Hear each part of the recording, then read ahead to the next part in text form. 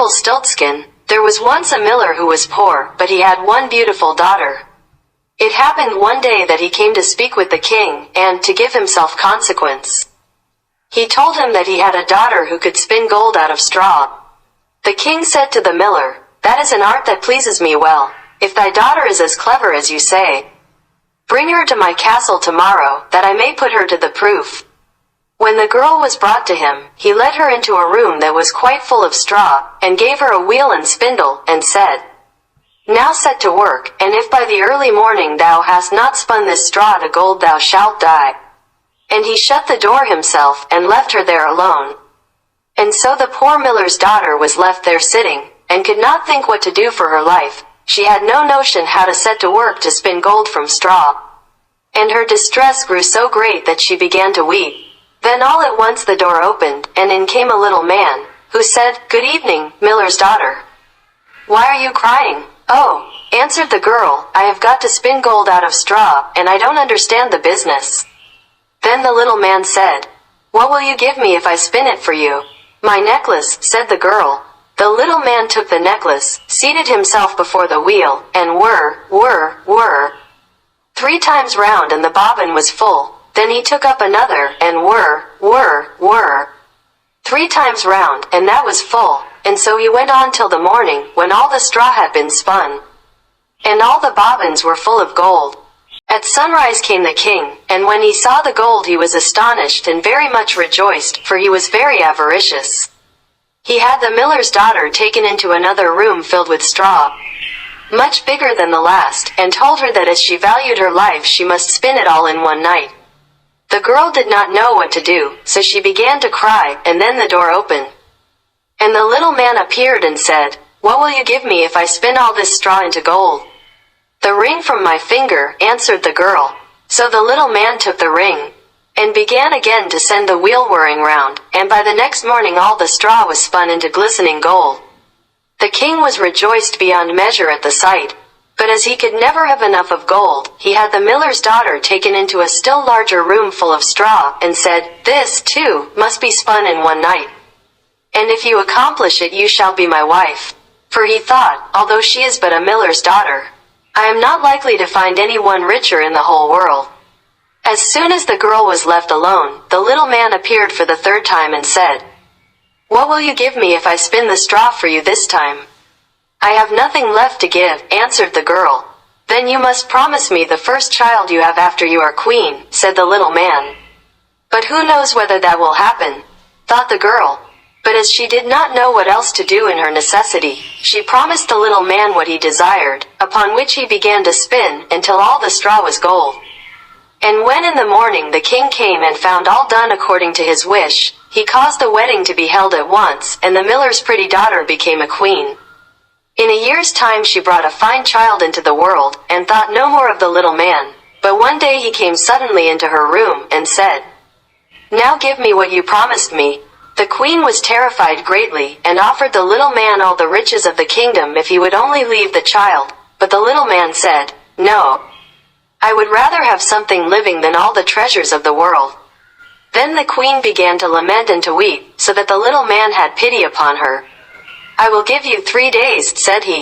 "And if at the end of that time you cannot tell my name, you must give up the child to me." Then the queen spent the whole night in thinking over all the names that she had ever heard, and sent a messenger through the land to ask far and wide for all the names that could be found. And when the little man came next day, beginning with Casper, Melchior, Balthazar, she repeated all she knew, and went through the whole list, but after each the little man said, "That is not my name." The 2nd day the queen sent to inquire of all the neighbors what the servants were called, and told the little man all the most unusual and singular names, saying, "Perhaps you are called roast ribs, or sheepshanks, or spindleshanks." But he answered nothing but, "That is not my name." The 3rd day the messenger came back again, and said, "I have not been able to find one single new name, but as I passed through the woods I came to a high hill, and near it was a little house, and before the house burned a fire. And round the fire danced a comical little man, and he hopped on one leg and cried, 'Today do I bake, tomorrow I brew, the day after that the queen's child comes in, and oh, I am glad that nobody knew that the name I am called is Rumpelstiltskin. You cannot think how pleased the queen was to hear that name, and soon afterwards, when the little man walked in and said, "Now, Mrs. Queen, what is my name?" She said at first, "Are you called Jack?" "No," answered he. "Are you called Harry?" She asked again. "No," answered he. And then she said, "Then perhaps your name is Rumpelstiltskin?" "The devil told you that. The devil told you that," cried the little man, and in his anger he stamped with his right foot so hard that it went into the ground above his knee. Then he seized his left foot with both his hands in such a fury that he split in two, and there was an end of him. Cinderella. There was once a rich man whose wife lay sick, and when she felt her end drawing near she called to her only daughter to come near her bed, and said, "Dear child, be pious and good, and God will always take care of you, and I will look down upon you from heaven, and will be with you." And then she closed her eyes and expired. The maiden went every day to her mother's grave and wept, and was always pious and good. When the winter came the snow covered the grave with a white covering. And when the sun came in the early spring and melted it away, the man took to himself another wife. The new wife brought 2 daughters home with her, and they were beautiful and fair in appearance, but at heart were black and ugly. And then began very evil times for the poor stepdaughter. "Is the stupid creature to sit in the same room with us?" said they. "Those who eat food must earn it." Out upon her for a kitchen maid. They took away her pretty dresses, and put on her an old gray kirtle, and gave her wooden shoes to wear. "Just look now at the proud princess. How she is decked out," cried they laughing, and then they sent her into the kitchen. There she was obliged to do heavy work from morning to night, get up early in the morning, draw water, make the fires, cook, and wash. Besides that, the sisters did their utmost to torment her, mocking her, and strewing peas and lentils among the ashes, and setting her to pick them up. In the evenings, when she was quite tired out with her hard day's work, she had no bed to lie on, but was obliged to rest on the hearth among the cinders. And as she always looked dusty and dirty, they named her Cinderella. It happened one day that the father went to the fair, and he asked his 2 stepdaughters what he should bring back for them. "Fine clothes," said one. "Pearls and jewels," said the other. "But what will you have, Cinderella?" said he. "The first twig, father, that strikes against your hat on the way home.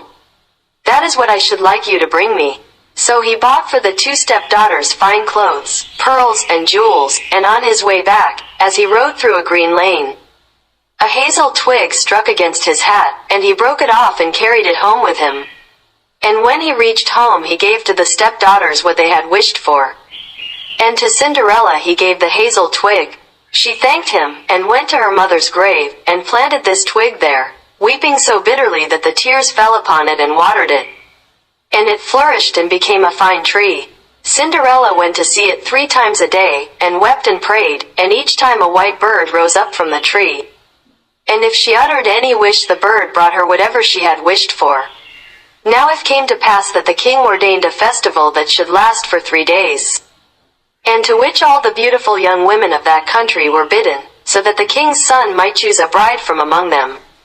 When the 2 stepdaughters heard that they too were bidden to appear, they felt very pleased, and they called Cinderella, and said, "Comb our hair, brush our shoes, and make our buckles fast.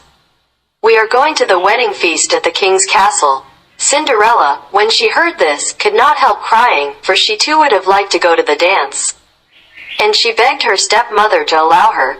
"What, you Cinderella," said she, "in all your dust and dirt, you want to go to the festival? You that have no dress and no shoes. You want to dance?" But as she persisted in asking, at last the stepmother said, "I have strewed a dish full of lentils in the ashes, and if you can pick them all up again in 2 hours you may go with us." Then the maiden went to the back door that led into the garden, and called out, "O gentle doves, O turtle doves, and all the birds that be, the lentils that in ashes lie come and pick up for me. The good must be put in the dish, the bad you may eat if you wish." Then there came to the kitchen window 2 white doves, and after them some turtle doves, and at last a crowd of all the birds under heaven, chirping and fluttering, and they alighted among the ashes, and the doves nodded with their heads, and began to pick, peck, pick, peck. And then all the others began to pick, peck, pick, peck, and put all the good grains into the dish. Before an hour was over all was done, and they flew away. Then the maiden brought the dish to her stepmother, feeling joyful, and thinking that now she should go to the feast. But the stepmother said, "No, Cinderella, you have no proper clothes. And you do not know how to dance, and you would be laughed at." And when Cinderella cried for disappointment, she added, "If you can pick 2 dishes full of lentils out of the ashes, nice and clean, you shall go with us," thinking to herself, "For that is not possible." When she had strewed 2 dishes full of lentils among the ashes, the maiden went through the back door into the garden, and cried, "O gentle doves, O turtle doves, and all the birds that be, the lentils that in ashes lie come and pick up for me. The good must be put in the dish. The bad you may eat if you wish." So there came to the kitchen window 2 white doves, and then some turtle doves, and at last a crowd of all the other birds under heaven, chirping and fluttering. And they alighted among the ashes, and the doves nodded with their heads and began to pick, peck, pick, peck, and then all the others began to pick, peck, peck, and put all the good grains into the dish. And before half an hour was over it was all done, and they flew away. Then the maiden took the dishes to the stepmother, feeling joyful, and thinking that now she should go with them to the feast. But she said, "All this is of no good to you. You cannot come with us, for you have no proper clothes, and cannot dance. You would put us to shame." Then she turned her back on poor Cinderella, and made haste to set out with her 2 proud daughters. And as there was no one left in the house, Cinderella went to her mother's grave, under the hazel bush, and cried, little tree, shake over me. That silver and gold may come down and cover me." Then the bird threw down a dress of gold and silver, and a pair of slippers embroidered with silk and silver, and in all haste she put on the dress and went to the festival. But her stepmother and sisters did not know her, and thought she must be a foreign princess. She looked so beautiful in her golden dress. Of Cinderella they never thought at all, and supposed that she was sitting at home, arid picking the lentils out of the ashes. The king's son came to meet her, and took her by the hand and danced with her, and he refused to stand up with anyone else, so that he might not be obliged to let go her hand. And when anyone came to claim it he answered, "She is my partner." And when the evening came she wanted to go home, but the prince said he would go with her to take care of her, for he wanted to see where the beautiful maiden lived. But she escaped him, and jumped up into the pigeon house. Then the prince waited until the father came, and told him the strange maiden had jumped into the pigeon house. The father thought to himself, "It cannot surely be Cinderella," and called for axes and hatchets, and had the pigeon house cut down, but there was no one in it. And when they entered the house there sat Cinderella in her dirty clothes among the cinders, and a little oil lamp burnt dimly in the chimney, for Cinderella had been very quick, and had jumped out of the pigeon house again, and had run to the hazel bush, and there she had taken off her beautiful dress and had laid it on the grave, and the bird had carried it away again. And then she had put on her little gray kirtle again, and had sat down in the kitchen among the cinders. The next day, when the festival began anew, and the parents and stepsisters had gone to it, Cinderella went to the hazel bush and cried, little tree, shake over me. That silver and gold may come down and cover me." Then the bird cast down a still more splendid dress than on the day before. And when she appeared in it among the guests everyone was astonished at her beauty. The prince had been waiting until she came, and he took her hand and danced with her alone. And when anyone else came to invite her he said, "She is my partner." And when the evening came she wanted to go home, and the prince followed her, for he wanted to see to what house she belonged. But she broke away from him, and ran into the garden at the back of the house. There stood a fine large tree, bearing splendid pears. She leapt as lightly as a squirrel among the branches. And the prince did not know what had become of her. So he waited until the father came, and then he told him that the strange maiden had rushed from him, and that he thought she had gone up into the pear tree. The father thought to himself, "It cannot surely be Cinderella," and called for an axe, and felled the tree, but there was no one in it. And when they went into the kitchen there sat Cinderella among the cinders, as usual, for she had got down the other side of the tree, and had taken back her beautiful clothes to the bird on the hazel bush, and had put on her old gray kirtle again. On the third day, when the parents and the stepchildren had set off, Cinderella went again to her mother's grave, and said to the tree, little tree, shake over me, that silver and gold may come down and cover me. Then the bird cast down a dress, the like of which had never been seen for splendor and brilliancy, and slippers that were of gold. And when she appeared in this dress at the feast, nobody knew what to say for wonderment. The prince danced with her alone, and if anyone else asked her, he answered, she is my partner. And when it was evening, Cinderella wanted to go home, and the prince was about to go with her, when she ran past him so quickly that he could not follow her. But he had laid a plan, and had caused all the steps to be spread with pitch, so that as she rushed down them the left shoe of the maiden remained sticking in it. The prince picked it up, and saw that it was of gold, and very small and slender. The next morning he went to the father and told him that none should be his bride save the one whose foot the golden shoe should fit. Then the two sisters were very glad, because they had pretty feet. The eldest went to her room to try on the shoe, and her mother stood by. But she could not get her great toe into it, for the shoe was too small. Then her mother handed her a knife, and said, cut the toe off, for when you are queen you will never have to go on foot. So the girl cut her toe off, squeezed her foot into the shoe, concealed the pain, and went down to the prince. Then he took her with him on his horse as his bride, and rode off. They had to pass by the grave, and there sat the two pigeons on the hazel bush, and cried, there they go, there they go. There is blood on her shoe, the shoe is too small, not the right bride at all. Then the prince looked at her shoe, and saw the blood flowing. And he turned his horse round and took the false bride home again, saying she was not the right one, and that the other sister must try on the shoe. So she went into her room to do so, and got her toes comfortably in, but her heel was too large. Then her mother handed her the knife, saying, cut a piece off your heel. When you are queen you will never have to go on foot. So the girl cut a piece off her heel, and thrust her foot into the shoe, concealed the pain, and went down to the prince, who took his bride before him on his horse and rode off. When they passed by the hazel bush the two pigeons sat there and cried, there they go, there they go. There is blood on her shoe.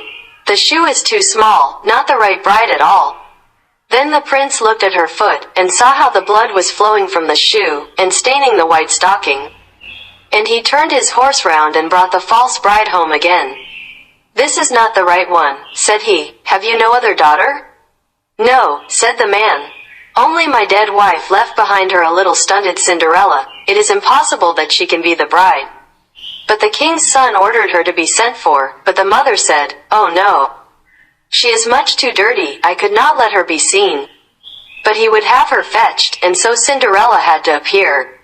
First she washed her face and hands quite clean, and went in and curtsied to the prince, who held out to her the golden shoe.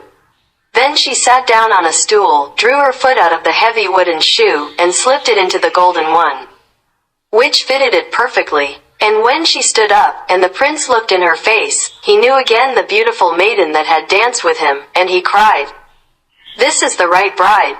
The stepmother and the two sisters were thunderstruck, and grew pale with anger, but he put Cinderella before him on his horse and rode off. And as they passed the hazel bush, the two white pigeons cried, there they go, there they go. No blood on her shoe, the shoe's not too small. The right bride is she after all. And when they had thus cried, they came flying after and perched on Cinderella's shoulders, one on the right, the other on the left, and so remained. And when her wedding with the prince was appointed to be held, the false sisters came, hoping to curry favor, and to take part in the festivities. So as the bridal procession went to the church, the eldest walked on the right side and the younger on the left, and the pigeons picked out an eye of each of them. And as they returned, the elder was on the left side and the younger on the right. And the pigeons picked out the other eye of each of them. And so they were condemned to go blind for the rest of their days because of their wickedness and falsehood.